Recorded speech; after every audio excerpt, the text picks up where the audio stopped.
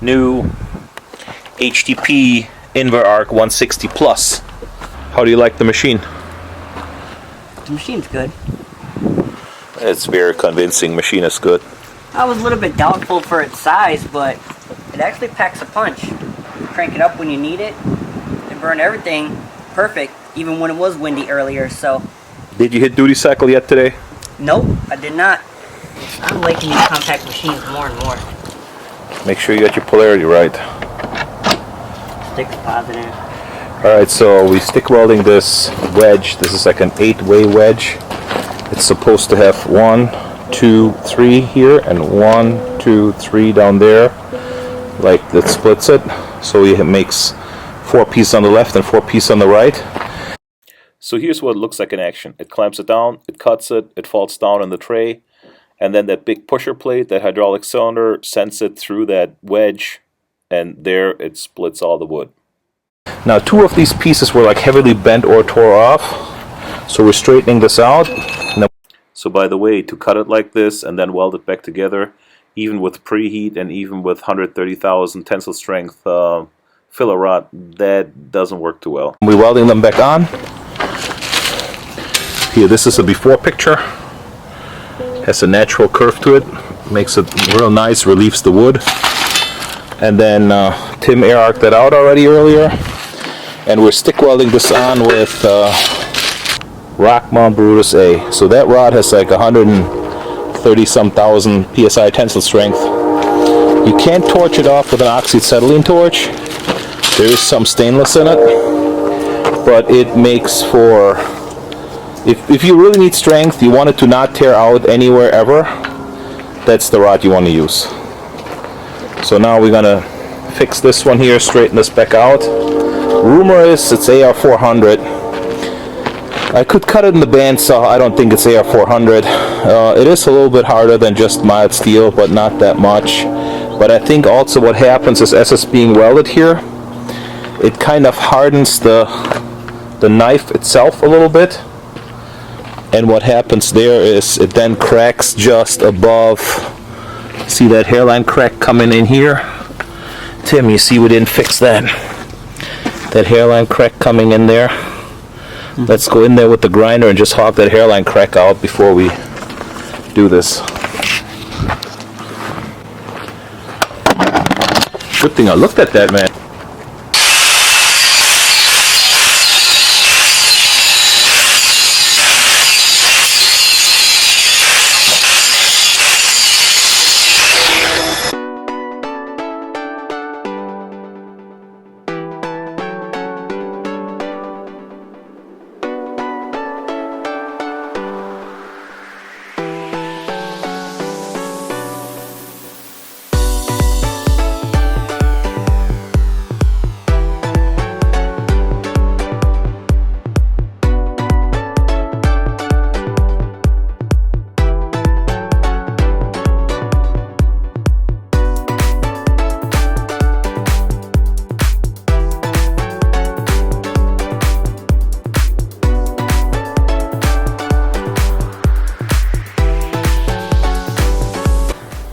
So smooth.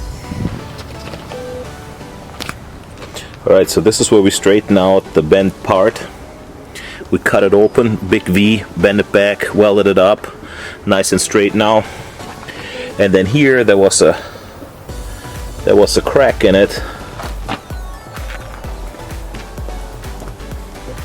There was a crack in it, chased that crack out, welded it up. It needs a little bit more grinding in the front to be a little bit sharper and not as blunt when the wood hits it. And then, Tim, you've been trying some Rock Mount Brutus, Polaris AAA, and Lincoln Excalibur here. What can you tell us about it? The 7018 is good for the root passes. The Brutus A makes a really nice cover pass. That's where you see this right here. And then that Polaris AAA, that shit stacks beautifully. That's definitely my favorite.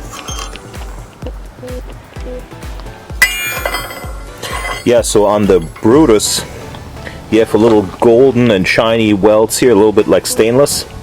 You get a really good high strength weld, like 100,000 in the 130,000s on the tensile strength. If you don't watch it, you can have a little inclusion here and there. The Polaris is your 7018 on steroids, essentially. So this is an AR400 material. This is like an 8-way wedge out of a commercial log splitter. And in order to weld this up, I mean, here we gouged some stuff out. In order to weld this up the right way, we do some preheat with the oxyacetylene torch over there, about to just shy of 400. This is either 5/8 or 3/4 material here. And then we're stick welding this all up with this new HTP Inverarc 160 Plus. How do you like the machine? The machine's good. It's very convincing. Machine is good. I was a little bit doubtful for its size, but it actually packs a punch. You crank it up when you need it. It burned everything perfect, even when it was windy earlier, so. Did you hit duty cycle yet today? Nope, I did not. Alright, so now we got to figure out the exact geometry, measure off the bottom here to make sure we're in the right location. Same back from the front face to the knife face, perfectly straight. So here we are sure that on the bottom, the edge of the knife and the edge of this knife, it's the same distance on the bottom and on the top. Now we're going to be absolutely perpendicular here, like this. And now Tim is going to make a weld along the back side.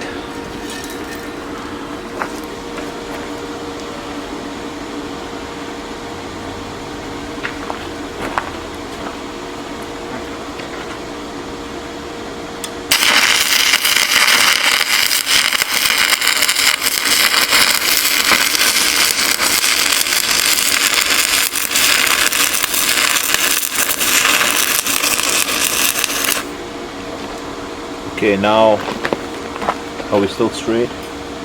Yeah. Now make a little bit here and a little bit there, so when you heat it and then weld it, so it's all good to go. Sure.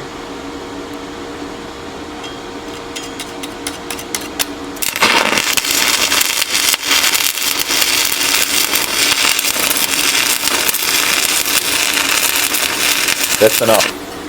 Otherwise it pulls too much. I wanted it to pull that little Okay. bit.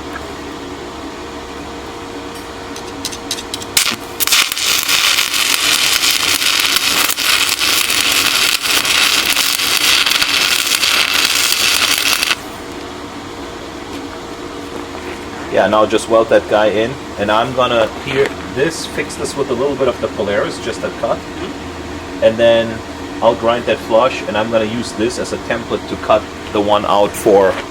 The other Well, I gotta see if that, maybe I need to make a cardboard template. That may not be the same size. No, it's not. See how much smaller it is? isn't the center smaller? No, all three are the same always. This is a different wedge from a different machine. Couple of final corrections here to the alignment of that middle cutting knife. Make sure everything is exactly perpendicular. Right there. Don't do any more. Yeah, a little bit. Okay, now weld a little bit on this side still with the clamp on. I feel like you should lay it out a little bit better. I don't like how the front's like that. Well, we're not enough yet. Take a tape measure. Measure tip to tip on this. You can tell how much more needs to go. I'll need gloves for that. Okay, measure this tip to this tip and this tip to this tip. 5 3/8. And see, 5 3/4. There you go. 5.5 and 5.5 on the other side, huh?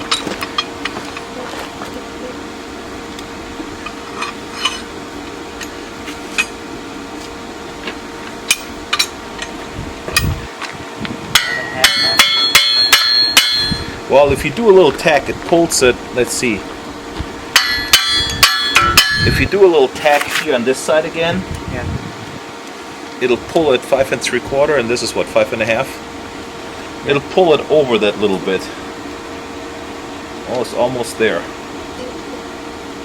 So do a little tack on this side here and see what we got then. So we'll put another 1-inch tack Yes. right here.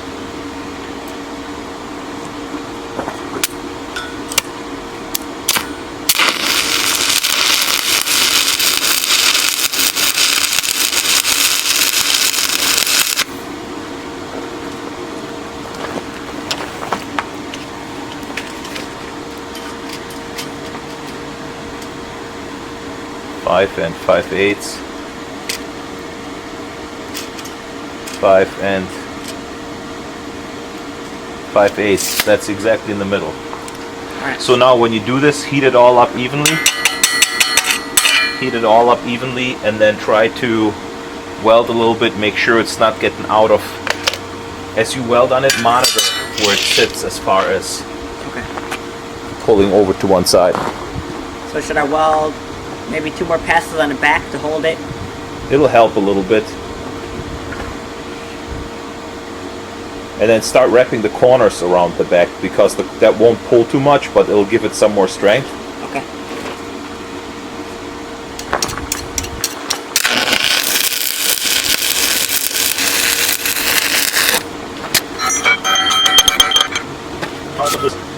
Mason tape.